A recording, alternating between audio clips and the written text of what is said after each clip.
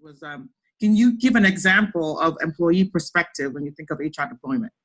So what would that look like if we were to connect the employee perspective when we deploy these tools in HR? What would that look like? Well, oh, go ahead. I'm sorry. Sorry. No, go ahead, Mark.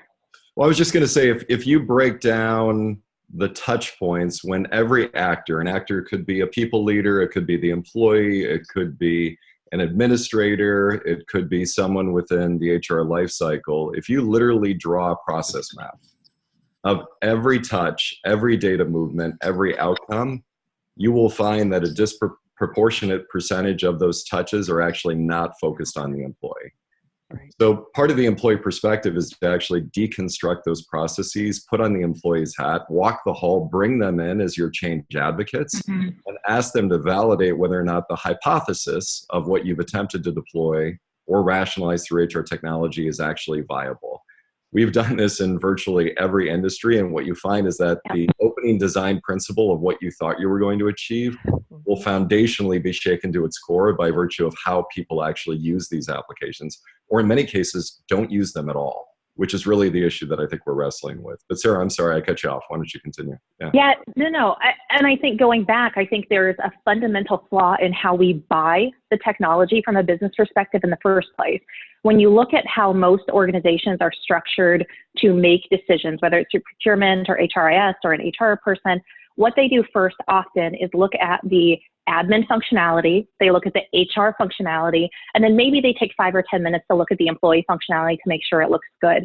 Or if you really are focused on adoption, that would really be flipped around, and you would be demanding of your vendors that all three of these carry equal weight. I mean, we've given vendors a pass for a very long time, and we should no longer do so. There's enough products on the market that don't require us to do that. The other thing is, as an employee, I don't care HR technology. I don't want to hear the word HR technology. I don't want to hear performance. I don't want to hear this. I want something that does what I need it to do when I need it to do it. And I don't care what it is. I don't care what the product is. I don't need some crazy name that we're calling some new initiative that you want me to draw in on a team for. Like, none of that actually matters to the average person. What they want is a very easy way to send kudos to a coworker, to check their pay stub, to check their time and attendance issues, to do their performance reviews, to do their learning. Like, they don't want to know, well, you're logging into learning today and here's our new learning platform. No, they just want a simple single sign-on for everything they have to do at work that makes it easy, period. That's it. Like, we have to get out of our own way and our own pridefulness to think that HR technology matters at all to anybody outside of this industry, because it doesn't, and it shouldn't matter to us. What should matter to us is being able to give employees the best possible experience so that we can impact engagement, we can impact retention, and we can impact business overall, period. I mean, it comes down to, how do we make people more productive? How do we get them what they need when they need it? And that was like the spot on thing, with Sarah thinks, where, we spend so much time with our HR hats on and not enough time understanding what, our employee journey is and how we get them access to, learning when they need it, where they need it, when they need to fill out a form. We have all this data in our systems, yet we're still making them type in things. How do we make things easier for them? How do we help managers be managers better? How do we help employees be more productive and get what they need so that they're not having to worry about things? You just echoes my sentiments exactly. It's sort of been in this field for so many years. It feels like we know what we have to do, but we just don't get to doing it. And I'm glad that the comments are really interesting, because everyone is kind of agreeing with us. So considering how much investment has been made so far by companies, and it's usually a huge investment, what are the steps companies can now take? Like, what should HR now do as they look to renew their investments, or even try to prepare for the future of work? What are the one or two things HR should start doing when they think of technology and engaging employees in the way we've been talking about right now? I'll jump in on that. Despite all this investment, and I alluded to this earlier, we constantly lose sight of what we're trying to accomplish. We don't keep that strategy and that end game in mind. So if it's experience, if it's engagement, if it's productivity, whatever, we lose sight of that because we get focused, like Sarah said, on the administration and on the implementation. And what we fail to do is do the transformational activities that kind of go along with this, right?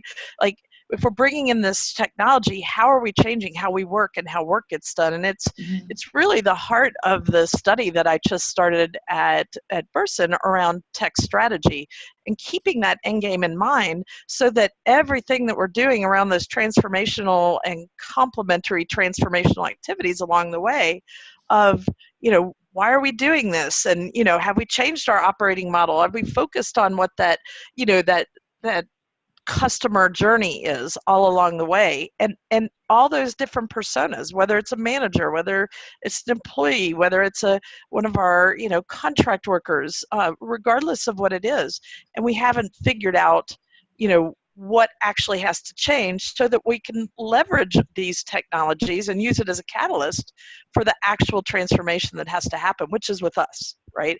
How we work, how we access these things, how we leverage these things. So keeping that lens in mind of what the destination is, and that end game is the only way that we're going to do it. Because if we just keep implementing without actually seeing how this is going to make somebody more productive or make these moments that matter throughout their, their employee journey, we're going to continue to fail at these things. Add to the Chris point here, I will add, I think one of the biggest thing here is the mindset. If you see from the past, the HR mindset is more transactional. They're focusing on operations, right? They are process oriented. They are looking for the compliances. Their important is policies, the important is rules. That's their focus all about, right? They've never been, I have seen, they're focusing on customers. As Chris mentioned, when you talk about the customer journey, or you have to think different personas on the basis. That's very important.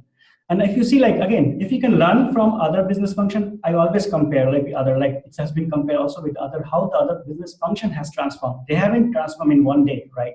And if you see the current digital economy for the last few years, IT is no more a support functions. They are part of the core of every single business functions when you consider digital initiatives. So HR have to think in that way. And so far, it's still missing. We have seen a lot when we're doing cloud implementation project. There has been huge change from on-premise implementation, but still a lot of things have to be changed. And one thing is the mindset. I would say definitely is HR people have to understand why they need to leverage your technologies. That's very important. Yeah. Maybe I could build on that. I agree with what you're saying. I'm gonna take it up to another level though. We spend a lot of time with the C-suite and the board of these very large global enterprises. And change is imposed on the HR function typically. And if you think about what the catalysts for change are, if you just look at turnover rates among the C-suite, what happens when any new C-level executive arrives? A new CEO, a new CFO, a new CTO, a CHRO, it doesn't matter.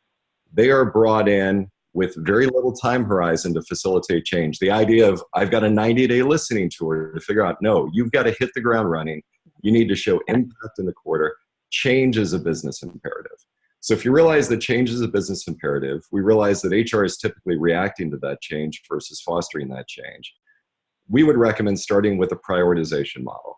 So if the key care abouts for the entire enterprise are fungible and may be modified, you literally need a dynamic spreadsheet to be able to take those inputs, look at all the projects, all the allocations, all the technologies, and you need to be dynamic in your response to the changing needs of the business.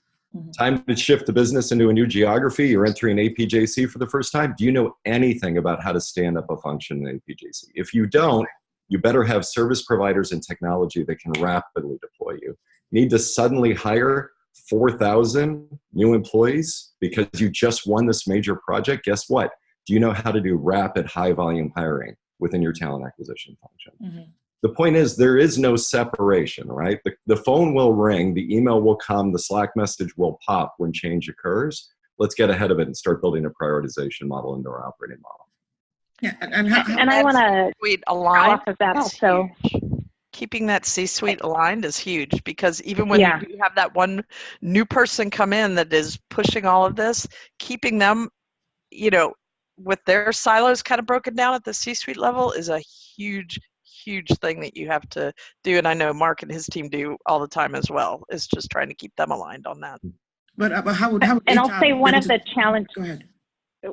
Yeah, and I'll say one of the challenges is that with the HR teams, there sometimes is a misunderstanding that if you are looking at HR and people decisions from a business ROI perspective, you're doing it wrong, and that it could not be further from the truth. Doing things that are good for the business bottom line and the business ROI can still be good for employees. You know, it's not an either or. And I think one of the, getting it a little bit more tactical on this question is you've already bought all this technology, kind of the now what. Right. I think one of the big misses that a lot of organizations have is that once they buy and they implement, they never go back in to review their implementation. They never go back in, and I strongly suggest every 2 to 3 years, almost doing a full new re-implementation. Review your technology. All these SaaS technologies have changed drastically, and they change quarterly. We've seen cases where companies were very far behind and really struggling, and it turned out their HRS teams just simply didn't turn on some of the new features and functionality, and so the rest of the team was lagging because HRS didn't think it was necessary. And so everybody really has to be working together for whatever those C-suite goals are. Right. There's a lot of commentary. I'm trying to keep up with the comments on the from our viewers online. Everyone seems to agree, and Mark, they liked your insight. So it seems like it's the same conversation we've had around HR in the past. It seems like we're still having the same conversation in HR in the past 10 years. The business is going to require HR to do a lot, especially with technology, and technology could be a good facilitator for HR. So when we think of the changes the businesses would need from HR or impose on HR, like Mark alluded, that you're always reacting and instead of being reactive, what can HR do? Like, how can HR better leverage the technology that's already in place, or even be able to revise the strategy to be able to stay in alignment with the business and also support employees? Data, hands down, 100%. That is the biggest thing that HR teams can do, and it is probably one of the weakest areas that I see HR teams do. So many of them rely on whatever that standard report is, and here's some of the things, and they are reporting and sharing information that doesn't quite honestly matter at all to an executive team. They're looking at the wrong metrics. And if HR really wants to use their technology in the right way and they really want to take it to the next level, they're going to fully understand what each of those things mean. They're going to understand how to correlate the things that are happening in talent acquisition with performance management, with the succession planning, and how that all ties back to the growth numbers. And likely, I think we're going to start seeing data scientists come into the HR field and move into a little bit different way and get a little bit more strategic than we have seen previously. Okay. In addition to this, I will add here, HR cannot deliver business value without working with other business functions and the overall organization business. So they really have to start with the business strategies. So all the people strategies are definitely aligned with the business strategies. And all these initiatives which we're talking about of the organizations going through the digital transformation, so HR cannot have that separate. They cannot really provide business functions without their own, unless they are really aligned and really get augmented with other business functions. So all this transformation have to take place together, because any of the transformation when we're talking about the organization is going through is related to people, and HR can play a very vital role there.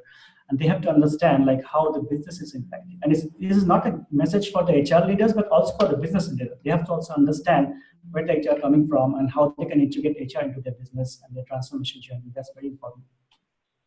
Okay. Matt, Chris, any additional thoughts on this topic? A ton. But I don't know. I know.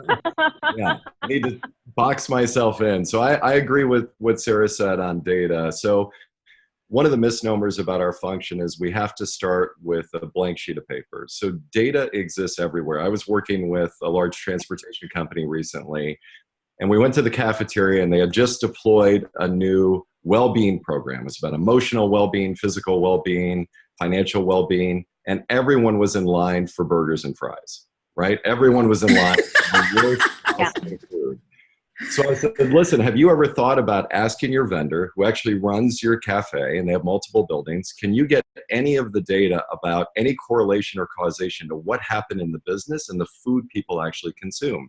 You know who badged in that day, you know where they report, You've got data on what they're purchasing. Have you ever thought about using those great new data scientists that Sarah just described, right, to bring the information together to say, wow, maybe we're the root cause of the emotional well-being problem. So we're cheerleading about the fact that we just launched this great new program when we're the stressor. We're infusing all of this as an employer into our people. Let's find out why. Let's really focus on data as a root cause, just as one example.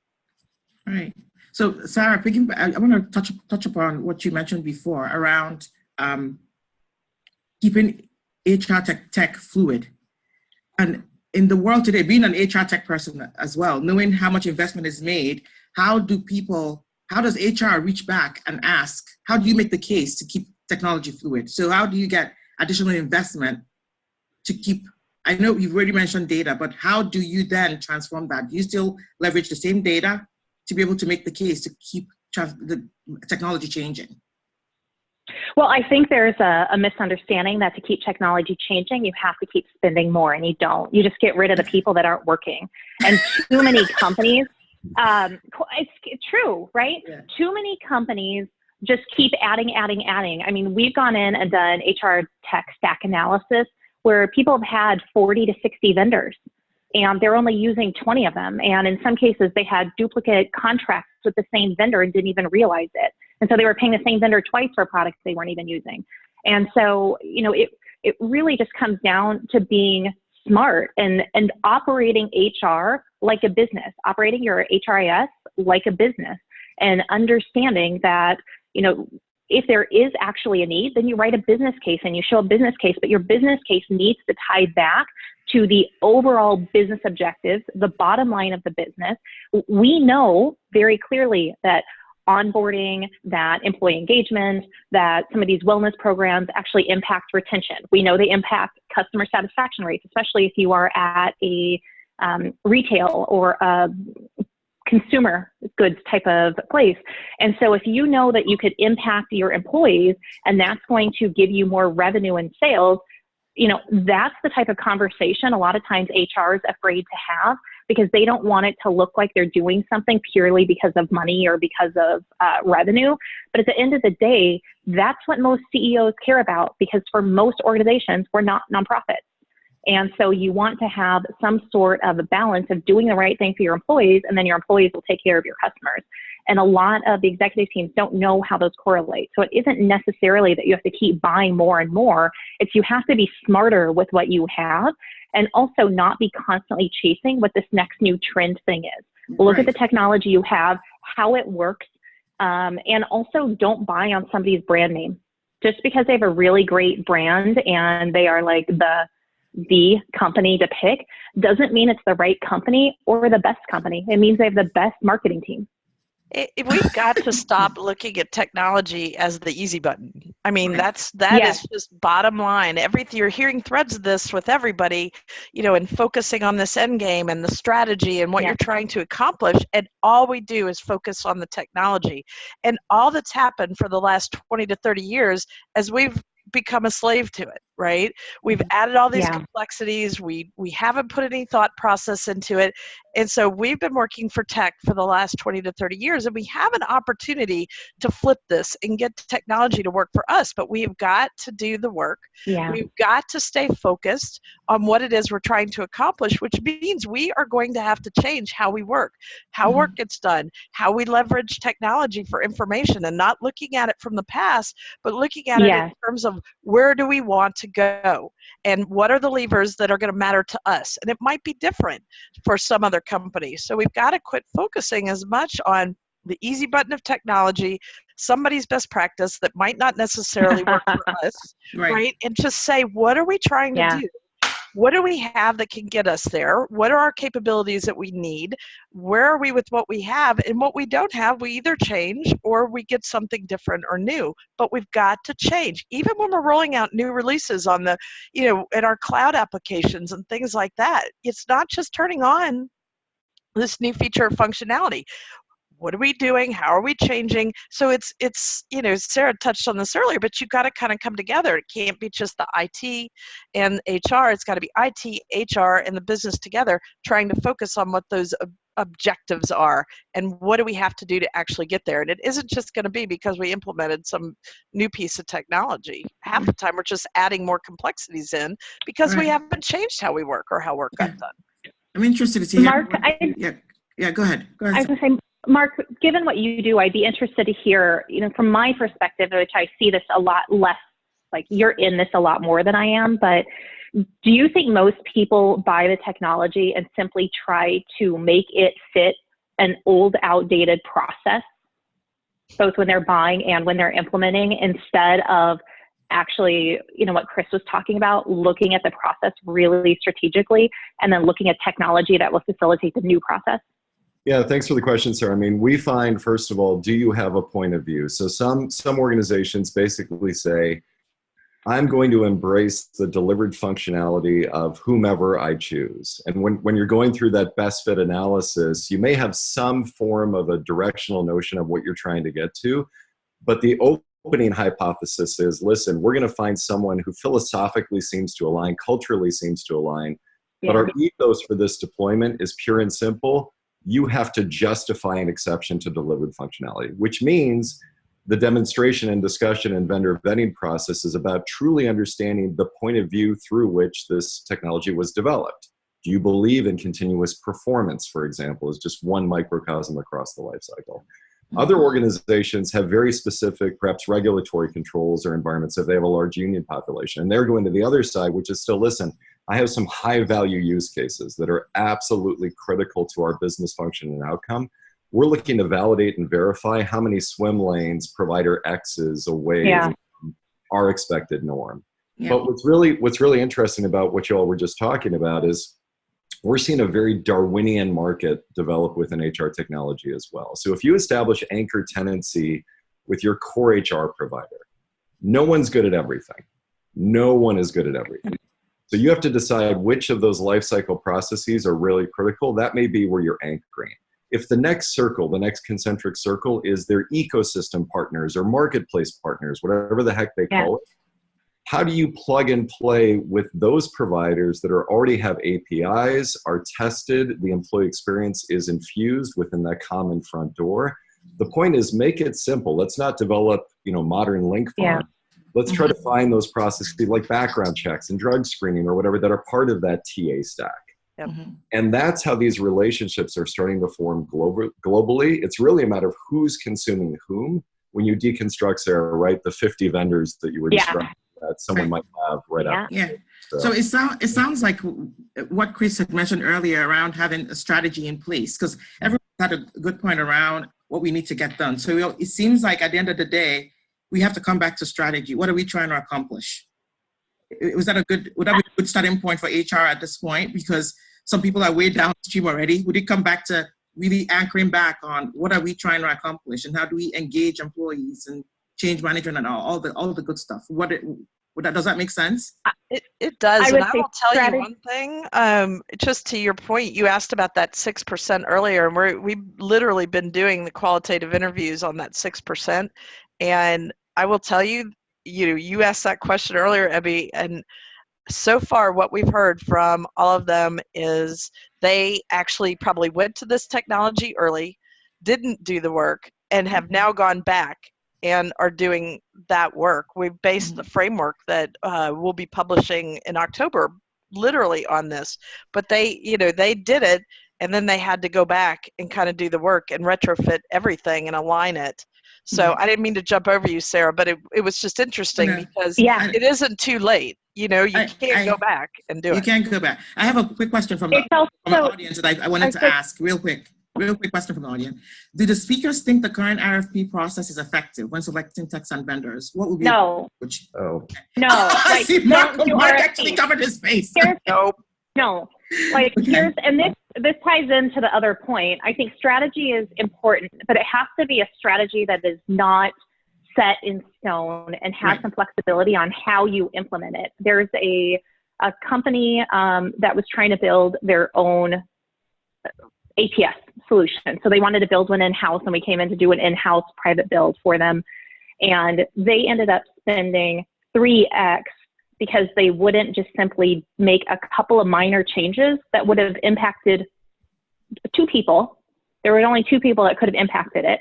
And they could have saved over $1 million, but they didn't want to because that was not what their strategy said. It was not what their plan was. And I think the other problem with RFPs is you could technically make almost anything answer yes to any RFP question with an asterisk, right? And so what you have found is that honest vendors are not making it through the RFP process because they're being honest with their limitations. And there's other vendors that are making it through the RFP process because they do it asterisk. And they're getting through when the better fit, when it actually came down, because maybe the language used was different, maybe how they do it was slightly different, and it could have actually been a better fit. Like, I absolutely hate RFPs, 100%, no questions asked all the time. I think it's one of the biggest waste of time at a lot of organizations, and that is why I've also seen a lot of vendors up the price, because if you're going through an RFP, you're probably going to be a pain in the ass to buy. Like, you're going to be hard to work with. I want to follow up with Mark with this because I saw your actual reaction when I asked that question. So I'm interested in hearing what you have to say on this. Yeah, it's visceral. I've got a dog in this particular hunt. I mean, the problem is everything we've been talking about this morning has been about transformation. Yeah. The RFP by nature is transactional. Right? So what you have to do is you have to break down the perceived barriers of a procurement-driven transactional process to actually facilitate and foster that best fit environment that I was talking about earlier. So for us, we feel like transparency, it needs to be safe for the vendor to say no, right? So to Sarah's point, it's wasteful as an industry for us to drag providers through a process where it's disingenuous. We have someone that we might prefer, et cetera. You're wasting time and money that shows up in the actual price of those that do buy from that provider at a later date. Number 2, we need actual touch points. We need physical connection. We need these types of video conferences, et cetera. We need to focus on those high value use cases, and we need to have a conversation because RFPs are typically poorly written. The buyer may not necessarily know what they want until they see it. So how do we have a workshop environment where we can put the best of both parties together and actually have bi-directional working sessions, because that informs literal co-creation. Exactly. Co-create. Yeah, pick up from there, Chris, if you don't mind. Yeah, I mean, and that's just it. You know, it's got to be safe for vendors also to push back and have companies understand you have to change also, right? So if these are the outcomes that you're trying to get to, let's focus on that. Let's partner together. We'll co-create on these things. And, you know, we're going to places that we haven't gone before. So this is a different structure. It's not, you know, it's just not that simple. So it has to be that bi-directional thing that Mark is talking about. So amen, brother. One thing here, I will add here, like when you talk about strategy, I think strategy is the missing part in most of the HR tech investment or continuing for the digital HR. If you think most of the organizations are not really following a real strategy for them. So as Sarah mentioned, either they have a concrete strategy, which lasts, they don't know how long, and they really don't understand also what best suit for them, because most of the organizations also try to follow others. So that I have seen, at least for the last few years, they try to follow what other big organizations are following. And I think that's the biggest mistake, because every organization is different and they have different need for them. They really have to understand them and have to build a roadmap based on like short, medium term and long term roadmap. And it should be iterative, it should be changed and based on the timeline, based on their need as we change. And this is a totally missing piece I have seen, at least from the strategy point of view. When we talk about strategy or other, we only talk about, okay, we have this budget and we have to find out what's the best HR vendors or HR solution we can buy. I think that's not the strategy, right? So investing is really crucial when we talk about, and it has to be done in a proper way rather than just following others. So I think that's the missing piece I've seen. Yeah, our audience agrees. There's a lot of conversation online as well. So it seems HR technology, we have to have a better HR technology strategy in place. We have to get rid of the RFP process. So how would you advise someone who's looking to source new technology today be able to do that differently? Well, I know a guy. So no, what I would really advocate is do a lot of process work up front, honestly. before you're ready to go to market, do you even understand what the end game is that you're trying to accomplish? Right. So I'll give you one example. So HR has largely ceded the contingent workforce to procurement and to lines of business.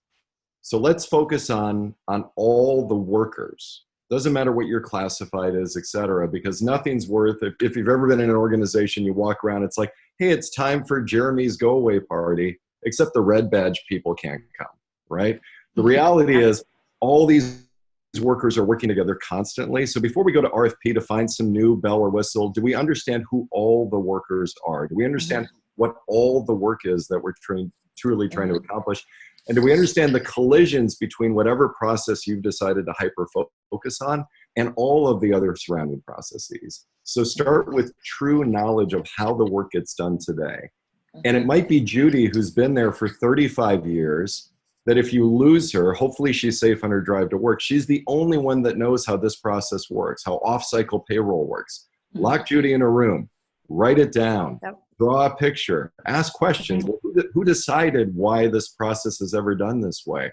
I don't know. I joined after this person, this person, this person, and we inherit things. So before we impose all these requirements externally, let's take a really hard look at what our key care abouts are. Let's prioritize them. Let's rank them. Let's talk about changing within the existing infrastructure we have and build some muscle around change. RFPs are notionally, foundationally broken down by change. Change is coming, right? I'm electing to buy something that's foundationally going to change what I'm doing.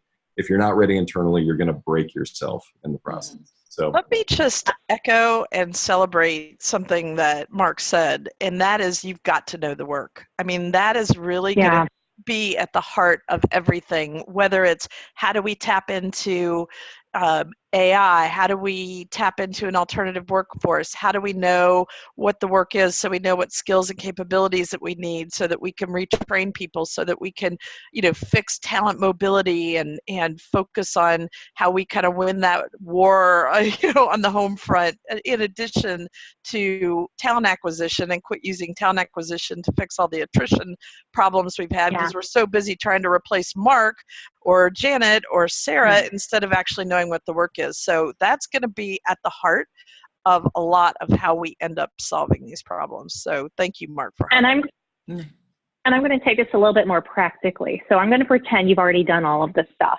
Now what?